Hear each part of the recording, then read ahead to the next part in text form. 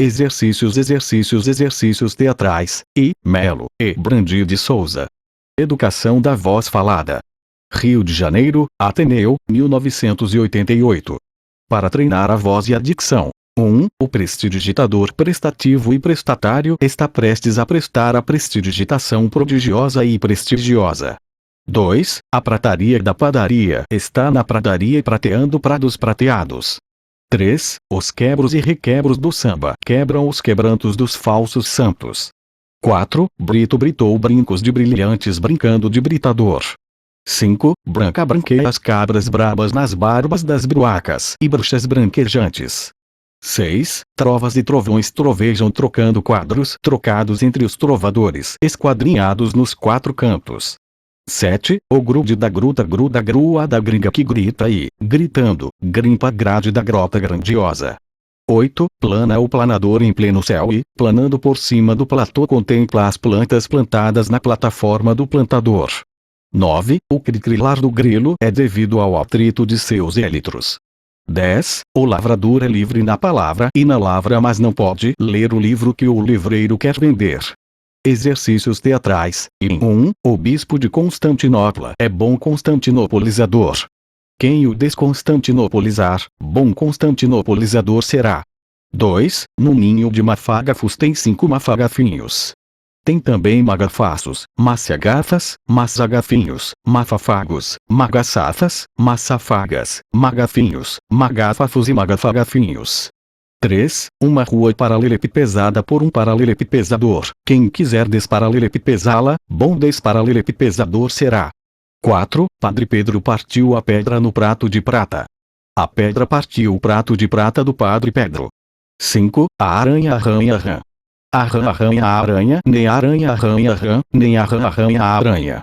6. Yara amarra ararara. A rararara de Araraquara. 7. Um tigre, 2 tigres, 3 tigres comem trigo de um trago. 8. A frota de frágeis fragatas, fretada por um franco frustrado, enfreado de frio, naufragou na refrega, por frêmitos flecheiros africanos. 14. O desenquivicavacador das caravelarias desenquivicavacaria as cavidades, que deveriam ser desenquivicavacadas. Exercícios teatrais, e em 1. 5 bicas, 5 pipas, 5 bombas. Tira da boca da bica, bota na boca da bomba. 2. E um dedo, é um dado, é um dia. É um dia, é um dado, é um dedo. É um dedo, é um dia, é um dado. É um dado, é um dedo, é um dia. E um dia, é um dedo, é um dado. É um dado, é um dia, é um dedo. 3. O tempo perguntou ao tempo quanto tempo o tempo tem. O tempo respondeu ao tempo para dizer ao tempo que o tempo do tempo é o tempo que o tempo tem. 4. Meio milhão, 10 limões, 2 milhões, 9 limões, 3 milhões, 8 limões, 4 milhões, 7 limões, 5 milhões, 6 limões, 6 milhões, 5 limões, 7 milhões, 4 limões, 8 milhões, 3 limões, 9 milhões, 2 limões, 10 milhões, meio limão. 5. Não tem truque, troque o trinco, traga o troco e tire o trapo do prato. Tire o trinco, não tem truque, troque o troco e traga o trapo do prato. Exercícios teatrais, e 1. Amanda, anda catibirianda serra matutanda firifirianda. 2. Marcela, ela catibiriela serra matutela firifiriela.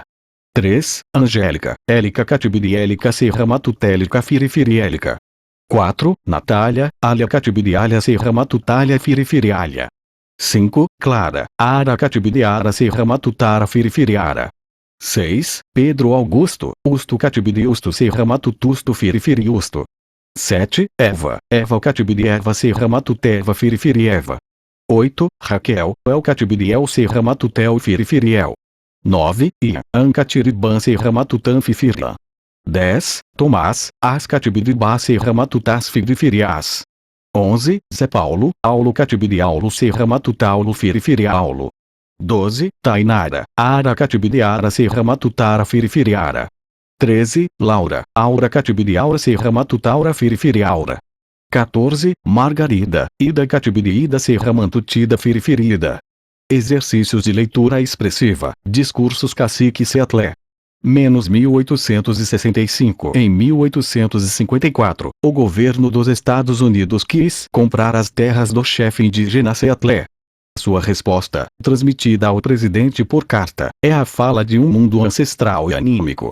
Sua importância cresceu com o tempo, a partir da expansão da consciência ecológica. É hoje uma peça famosíssima, distribuída pelo Programa do Meio Ambiente da ONU. 1. O presidente declarou em Washington que deseja comprar a nossa terra. Mas como se há de comprar ou vender o céu, a terra? Tal ideia é estranha para nós. Se não possuímos a presença do ar e o brilho da água, como se há de comprá-los? Cada pedaço desta terra é sagrado para o meu povo. Cada agulha reluzente de pinheiro. Cada praia arenosa. Cada campina. Cada inseto que zumbi. Tudo isso é sagrado na memória e na experiência do meu povo. 2. Conhecemos a seiva que corre pelas árvores, tal como conhecemos o sangue que corre pelas nossas veias. Somos parte da terra, e ela é parte de nós. As flores perfumadas são nossas irmãs. O urso, o gamo, a grande águia, são nossos irmãos. Os picos rochosos, as essências do prado, o calor do corpo do pônei e o homem, todos pertencem à mesma família. A água brilhante que se escoa nos ribeiros e nos rios não é somente água, mas o sangue dos nossos ancestrais. 3. Se lhe vendermos a nossa terra, você terá de lembrar-se de que ela é sagrada.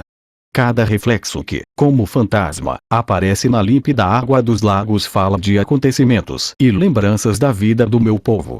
O murmúrio das águas é a voz do pai do meu pai. Os rios são nossos irmãos. Eles aplacam nossa sede, transportam nossas canoas e alimentam nossos filhos. Por isso você deve ter para com os rios a benevolência que teria com qualquer irmão. 4. Se lhe vendermos a nossa terra, lembre-se de que o ar é precioso. Lembre-se de que o ar compartilha seu espírito com toda a vida que ele sustenta. O vento que deu ao nosso avô seu primeiro alento recebe também seu último suspiro. O vento dá aos nossos filhos o espírito da vida. Por isso, se lhe vendermos a nossa terra, você precisa mantê-la à parte, como algo sagrado, como um lugar onde um homem pode ir expor-se ao vento que é perfumado pelas flores do prado. 5. Ensinar a você e aos seus filhos o que nós ensinamos aos nossos filhos, que a terra é nossa mãe. O que acontece à terra acontece aos filhos da terra. Isso nós sabemos. A terra não pertence ao homem. O homem pertence à terra. Todas as coisas estão ligadas, como o sangue, que nos une a todos. 6. O homem não tece a teia da vida. Nela, ele é apenas um fio. O que ele faz para a teia, ele faz para si mesmo. Uma coisa nós sabemos: nosso Deus é também o seu Deus. A terra lhe é preciosa. E danificar a terra é desprezar o seu Criador. 7. O destino de vocês é um mistério para nós. Que acontecerá quando os búfalos tiverem sido mortos? Os cavalos selvagens domados? Que acontecerá quando todos os cantos secretos da floresta estiverem impregnados do cheiro de muitos homens, e a vista das sazonadas colinas estiver escondida pelos fios que falam? 8. Onde estará a branha? Desapareceu. Onde estará a águia? Desapareceu. E o que é dizer adeus ao pônei veloz e à caça, o fim do viver e o começo do sobreviver? Quando o último pele vermelha tiver desaparecido com sua selva, e sua lembrança for apenas sombra de uma nuvem movendo-se por sobre a pradaria, ainda estarão aqui estas praias e estas florestas. Restará ainda algo do espírito do meu povo. 9. Nós amamos esta terra tal como o recém-nascido ama as batidas do coração de sua mãe. Por isso, se lhe vendermos a nossa terra, ame-a como nós a temos amado. Preocupe-se com ela como nós nos temos preocupado. Tenha em mente a lembrança da terra tal como ela for quando você a receber. Preserve a terra para todas as crianças e ame-a como Deus ama a todos nós. 10. Assim como nós somos parte da terra, também você é parte da terra. Esta terra é preciosa para nós e também para você. Uma coisa nós sabemos: só há um Deus. Nenhum homem, seja pele vermelha ou branco, pode viver isolado. Afinal, somos todos irmãos. Chaplin, 1189-1977. Charles Spencer Chaplin, cineasta e comediante inglês, criou de uma das personagens de maior sucesso do cinema mundial, o Carlitos. O discurso é da personagem no filme O Grande Ditador. 1. Sinto muito, mas não pretendo ser um imperador. Não é esse o meu ofício. Não pretendo governar ou conquistar quem quer que seja. Gostaria de ajudar a todos, se possível. Judeus, os gentios, negros, brancos. Todos nós desejamos ajudar uns aos outros. Os seres humanos são assim. Desejamos viver para a felicidade do próximo, não para o seu infortúnio. Porque temos que odiar e desprezar uns aos outros. Neste mundo há espaço para todos. A terra, que é boa e rica, pode prover todas as nossas necessidades. 2. O caminho da vida pode ser o da liberdade e da beleza, porém desviamo-nos dele. A cobiça envenenou a alma dos homens, levantou no mundo as muralhas do ódio e tem nos feito marchar a passo de ganso para a miséria e os morticínios. Criamos a época da produção veloz, mas nos sentimos enclausurados dentro dela. A máquina, que produz em grande escala, tem provocado a escassez. 3. Nossos conhecimentos fizeram-nos céticos. Nossa inteligência, empedernidos e cruéis. Pensamos em demasia e sentimos bem pouco.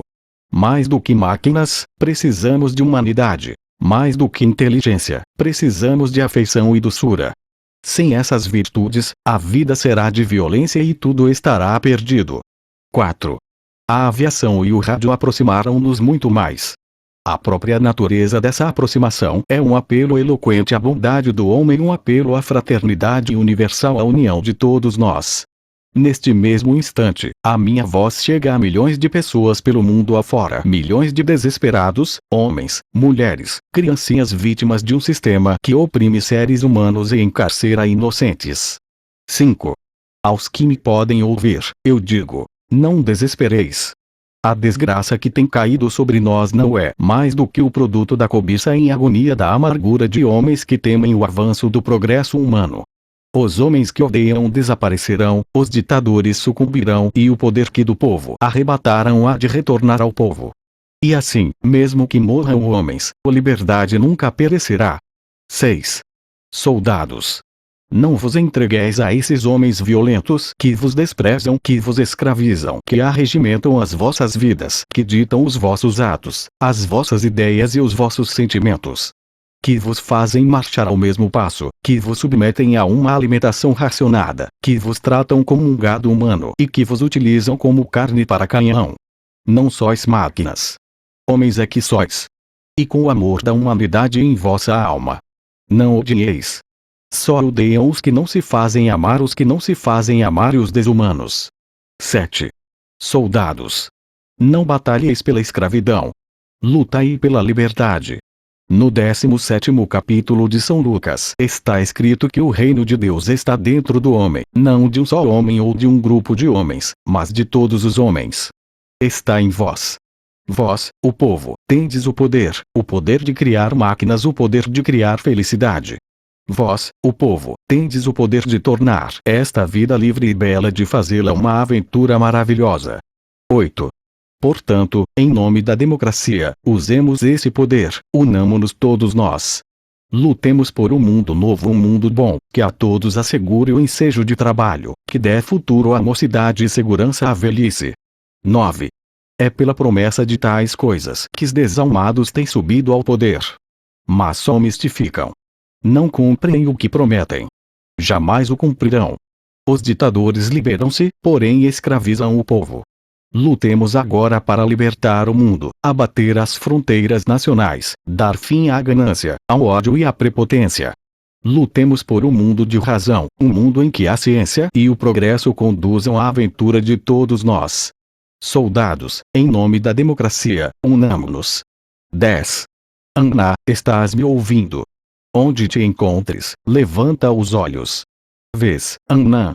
O sol vai rompendo as nuvens, que se dispersam. Estamos saindo da treva para a luz.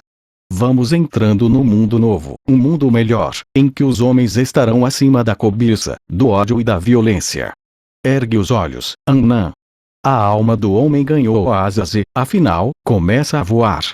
Voa para o arco-íris, para a luz da esperança. Ergue os olhos, Anã. Ergue os olhos. Rev. Martin Luther King, 1929-1968. Líder da luta contra a segregação racial nos Estados Unidos. O discurso foi realizado em 28 de agosto de 1963, no Lincoln Memorial, ao final da famosa Marcha para Washington. O mote "Eu tenho um sonho" lhe foi sugerido por uma senhora que participava do movimento contra a segregação. No dia 4 de abril de 1968, Luther King foi assassinado por um racista branco, na sacada do motel Lorraine, em Memphis, no Tennessee. Eu tenho um sonho. Eu tenho um sonho no qual um dia esta nação se erguerá e viverá o verdadeiro princípio do seu credo. Nós acreditamos que esta verdade é autoevidente, que todos os homens são criados iguais. 2. Eu tenho um sonho de que algum dia, nas colinas vermelhas da Geórgia, os filhos dos escravos e os filhos dos senhores de escravos se sentarão juntos à mesa da fraternidade. Esta é a nossa esperança. É com esta fé que eu retorno ao sul. 3. Com esta fé, nós estaremos prontos a trabalhar juntos, a lutar juntos, a irmos para a cadeia juntos, a nos erguermos juntos pela liberdade, sabendo que seremos livres algum dia. 4. Este será o dia quando os filhos de Deus estarão prontos a cantar com um novo significado. Meu país doce, terra da liberdade, para ti eu canto.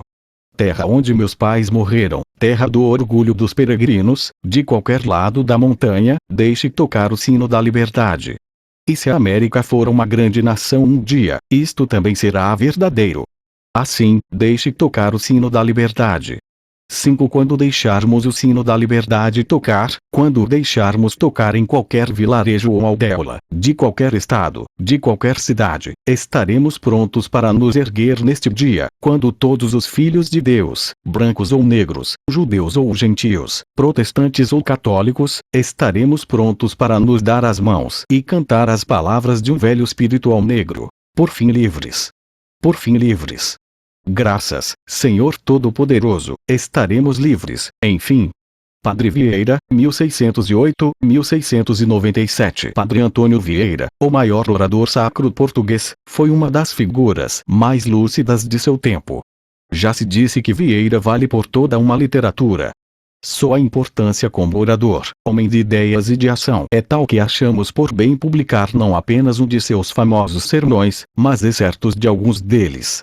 Sermão da 60ª, pregado na Capela Real, em Lisboa, no ano de 1655. Trechos. 1. Entre o semeador e o que semeia há muita diferença. Uma coisa é o soldado, e outra coisa é o que peleja. Uma coisa é o governador, e outra coisa o que governa.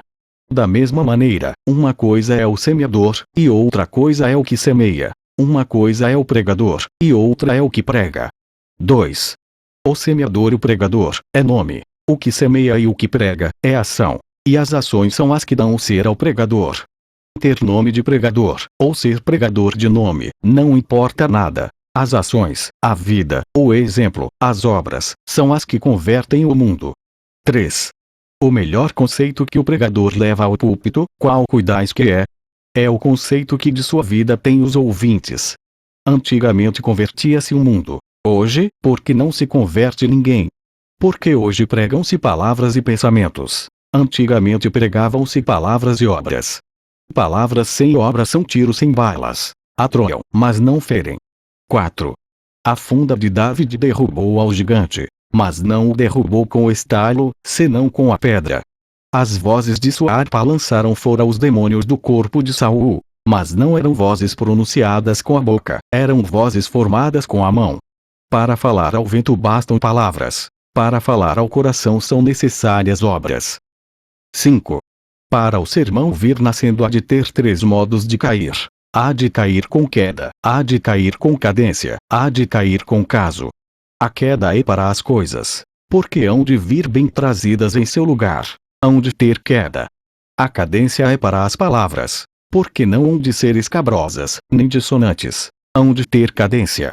O caso é para a disposição, porque há de ser tão natural e tão desafetada que pareça caso e não estudo. 6.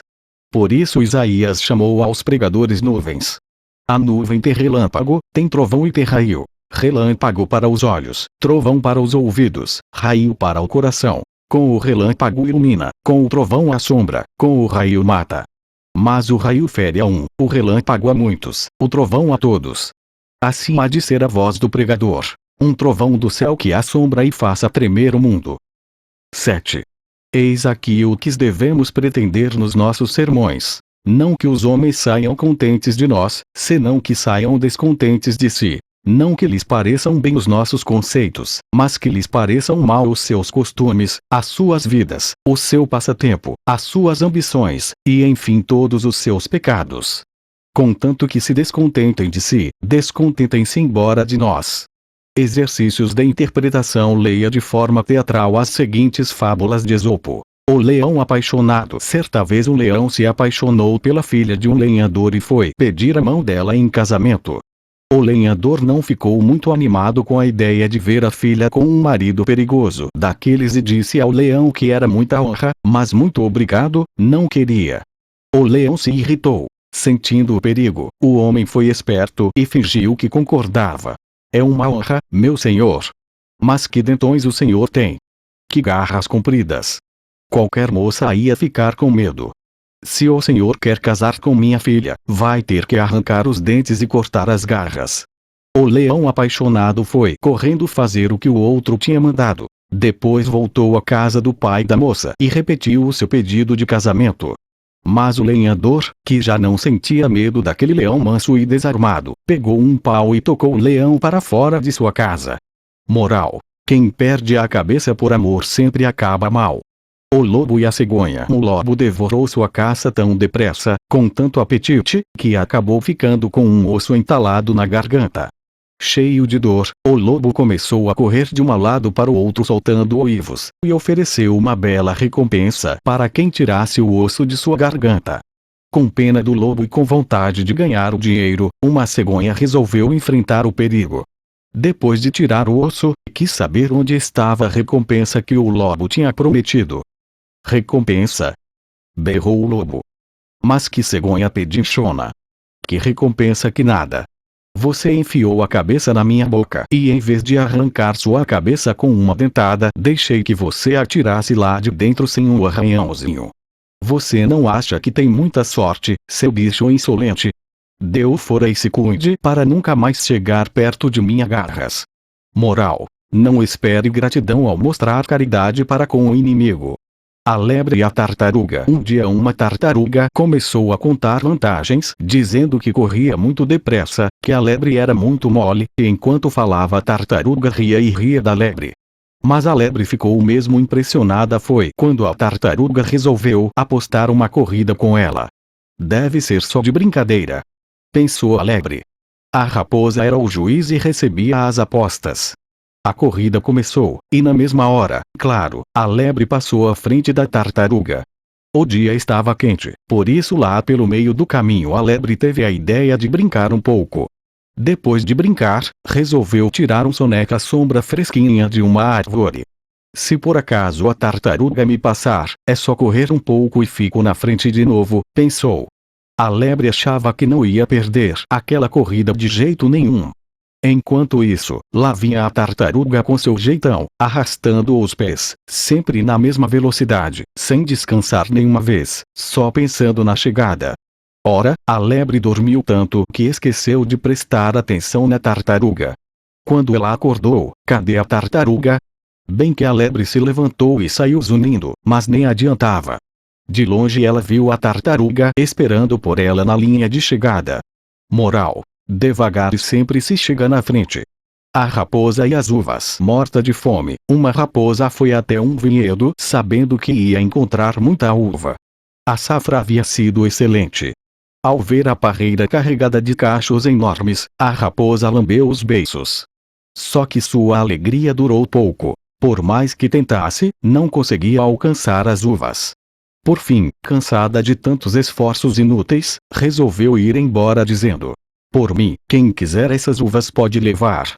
Estão verdes, estão azedas, não me servem. Se alguém me desse essas uvas eu não comeria. Moral: Desprezar o que não se consegue conquistar é fácil. O sapo e o boi. Há muito, muito tempo existiu um boi imponente.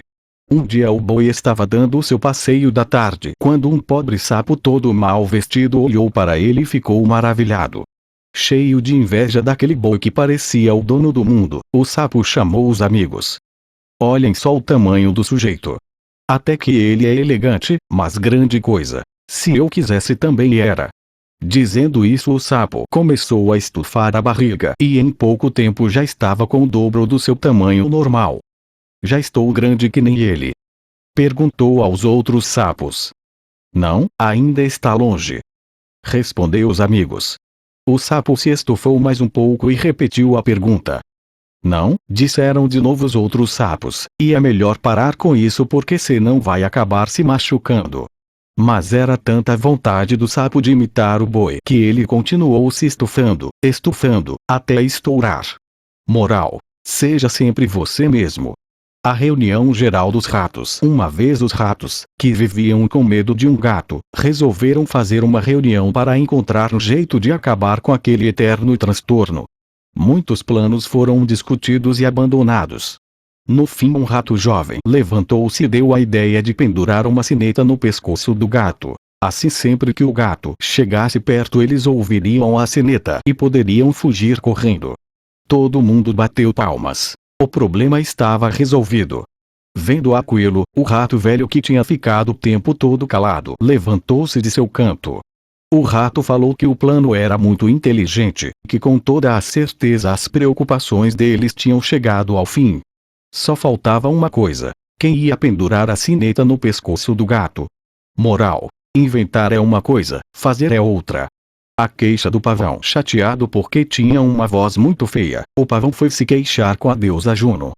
É verdade que você não sabe cantar, disse a deusa, mas você é tão lindo, para que se preocupar com isso? Só que o pavão não queria saber do consolo. De que adianta a beleza com uma voz destas? Ouvindo aquilo, Juno se irritou. Cada um nasce com uma coisa boa. Você tem beleza, a águia tem força, o rouxinol canta. Você é o único que não está satisfeito. Pare de se queixar. Se recebesse o que está querendo, com certeza ia achar outro motivo para reclamar. Moral: em vez de invejar os talentos dos outros, aproveite o seu ao máximo.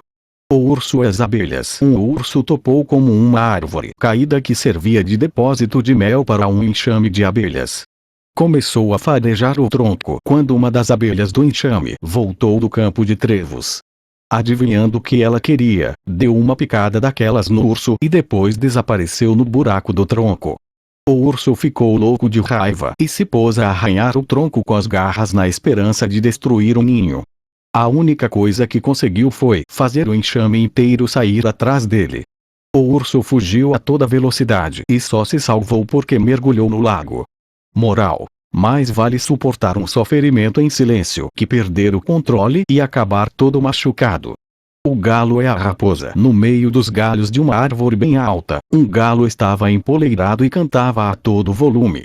Sua voz esganiçada ecoava na floresta.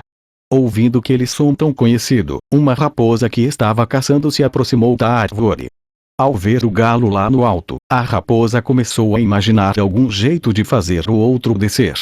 Com a voz mais boazinha do mundo, cumprimentou o galo dizendo: "O meu querido primo, por acaso você ficou sabendo da proclamação de paz e harmonia universal entre todos os tipos de bichos da terra, da água e do ar? Acabou essa história de ficar tentando agarrar os outros para comê-los. Agora vai ser tudo na base do amor e da amizade. Desça para a gente conversar com calma sobre as grandes novidades." O galo, que sabia que não dava para acreditar em nada que a raposa dizia, fingiu que estava vendo uma coisa lá longe. Curiosa, a raposa quis saber o que ele estava olhando com ar tão preocupado. "Bem", disse o galo, "acho que estou vendo uma matilha de cães ali adiante." "Nesse caso acho melhor eu ir embora", disse a raposa. "O que é isso, prima?" disse o galo. "Por favor, não vá ainda. Já estou descendo. Não vá me dizer que está com medo dos cachorros nesses tempos de paz." "Não, não é medo", disse a raposa, "mas e se eles ainda não estiverem sabendo da proclamação?" Moral: cuidados com as amizades muito repentinas. O vento e o sol. O vento e o sol começaram a discutir para qual dos dois era mais forte. Nisso viram um viajante andando pela estrada de casaco seria considerado o mais forte dos dois. O vento começou, deu um sopro tão forte que quase arrebentou as costuras do casaco. Mas o viajante agarrou o casaco com as duas mãos e segurou tão firme que não adiantou nada ao vento continuar soprando até se cansar. Chegou a vez do sol. Primeiro ele afastou as nuvens das redondezas, depois apontou seus raios mais ardentes para a cabeça do viajante.